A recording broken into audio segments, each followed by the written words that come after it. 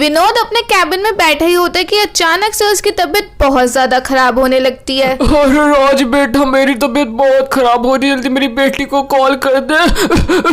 आप चिंता मत करिए, मैं अभी कर देता हूँ। हेलो, आपके पिताजी की तबीयत बहुत खराब है, पता नहीं सर को एकदम से क्या हो गया, आप फटाफट से आ जाइए, मैंने एम्बुलेंस को कॉल कर दिया है। राधिका राज की बात सुन के बहुत ज्यादा घबरा जाती है, फटाफट अपनी कार निकाल के वो ऑफिस आ जाती है। डैड, आपको कुछ नहीं होगा, मैं आपको अभी हॉस्पिटल लेके जाती हूँ। एम्बुलेंस आ जाती है, उसके बाद विनोद हॉस्पिटल पहुंच जाता है। डॉक्टर उसका चेकअप करते हैं, उसके बाद बाहर आके राधिका से बोलते हैं, देखिए आपके पिताजी पे समय बहुत कम है, आप जाइए उनसे मिल लीजिए, वो ज्यादा टाइम तक बच नहीं पाएंगे। ये बात सुनते ही राधिका टूट जाती है और बहुत ज्यादा रोने लगती है। रोते रोते अपने पिताजी के पास जाती है। पिताजी, आप मुझे ऐसे छोड़ के नहीं जा सकते, बचपन में माँ छोड़ के चली गई, अब आप जा रहे हो, प्लीज पिताजी। बेटा, अब जाने वाले को कौन ही रोक सकता है। बेटी, ये मेरी लास्ट ख्वाहिश है तेरे से। राज बेटा बहुत अच्छा है, तू उससे शादी जरूर कर लियो बेटी। विनोद उसी समय अपना दम तोड़ देता है। राज और राधिका विनोद को आखिरी अग्नि दे देते हैं। उसके कुछ दिन बाद राधिका ऑफिस को टेक ओवर कर लेती है और सारा काम राधिका बहुत अच्छे से संभालती है। उसके साथ राज भी उसकी बहुत ज्यादा मदद करने लगता है।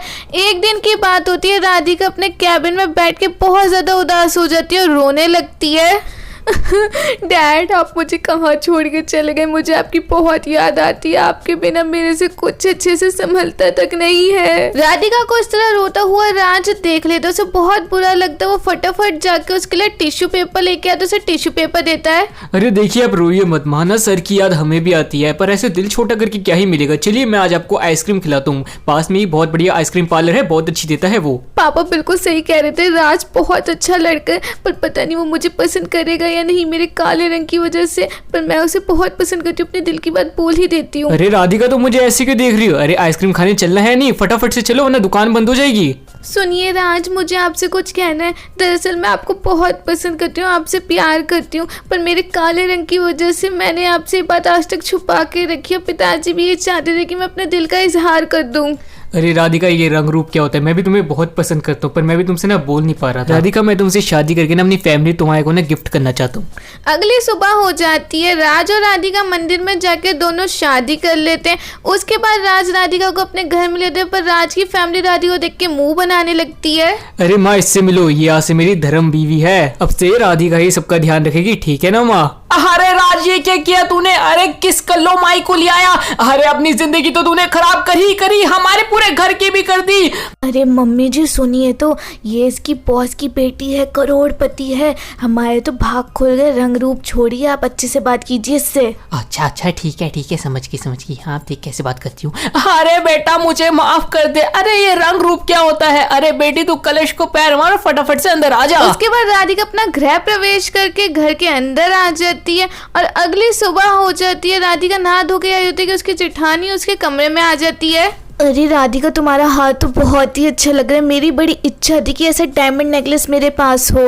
अरे भाभी, तो इसमें इतनी बोलने वाली क्या बात है, मैं आपको अपना डायमंड नेकलेस देती हूँ, ये लीजिए आप। थोड़ी देर बाद राधिका की नंद उसके कमरे में आ जाती है, उससे डायमंड नेकलेस मांगती है। उस पर डायमंड नेकलेस नहीं होता तो वो उसे अपने डायमंड के इयररिंग्स दे देती है और वो इयररिंग्स लेके बहुत खुश होती है। वो अपनी सास को बनारसी साड़ियाँ देती है। ऐसे कुछ दिन बीतने लगते हैं। राधिका एक दिन ऑफिस से आ रही होती है।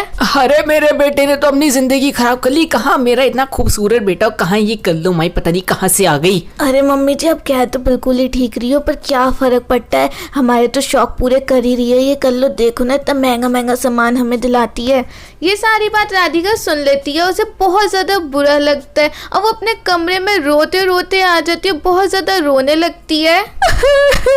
राज जी के अलावा मुझसे कोई प्यार नहीं करता, यहाँ सबको मेरे पैसे से प्यार है। अब मैं अपनी प्रॉपर्टी इन सबके नाम करके हमेशा के लिए यहाँ से चली जाऊंगी।